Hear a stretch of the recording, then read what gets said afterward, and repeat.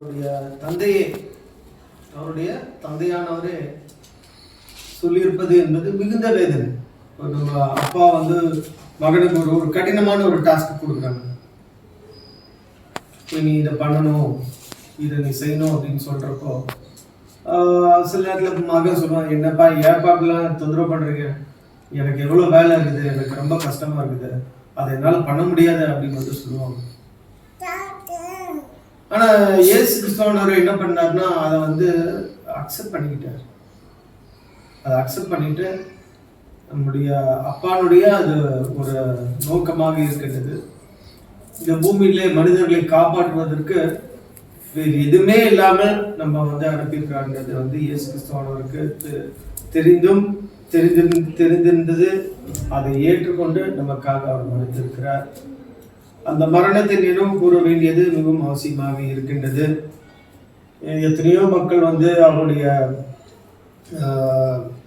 இந்த போதகங்களை எத்தனையோ விதமாக வந்து பண்ணிட்டு இருக்காங்க. நம்ம பார்க்குறோம். சகோதரர் கூட நிறைய டைம் சொல்லியிருக்கிறார். நிறைய சபைகள் அவங்க என்ன பண்றது இல்லைன்னா அப்ப திராட்சரசம் எடுக்கிறது இல்லை. சும்மா போய் உட்காருவாங்க, உட்கார்ந்துட்டு சும்மா ஆராதனையில இருந்துட்டு வந்துடுவாங்க, ஜெபம் பண்ணுவாங்க, பாட்டு பாடுவாங்க. ஏன் வந்தோன்றது அவங்களுக்கு தெரியாது.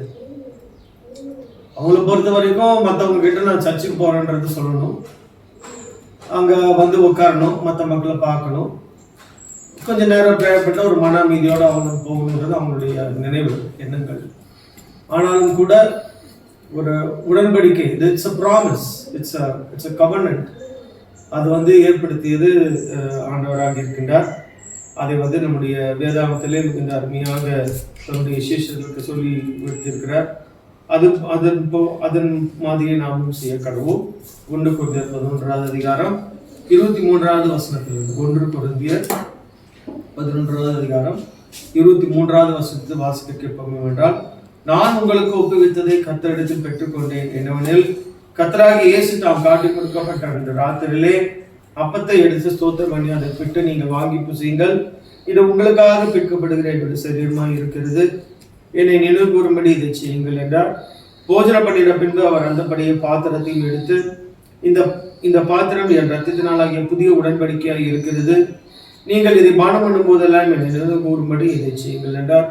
ஆகையால் நீங்கள் இந்த அப்பத்தை புசித்து இந்த பாத்திரத்தில் பானம் பண்ணும் போதெல்லாம் கர்த்தர் வருமளவும் அவருடைய வர்ணத்தை திருக்கிறீர்கள் என்பதை அவர் சொல்லியிருக்கிறார்.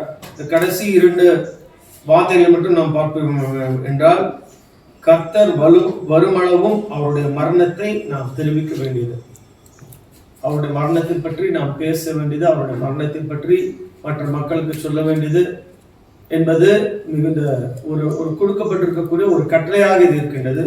ஆகினாலும் கூட இங்கே வைக்கப்பட்டிருக்கிற இந்த அப்பமும் திராட்சமும் அவருடைய சரீரத்தையும் அவருடைய ரத்தத்தையும் மீண்டும் ஒரு வண்ணமாக இருக்கின்றது. இந்த அப்பத்தில் கூட நாம் பங்கு பெற வண்ணமாக நாம் ஜெபம் செய்வோம்.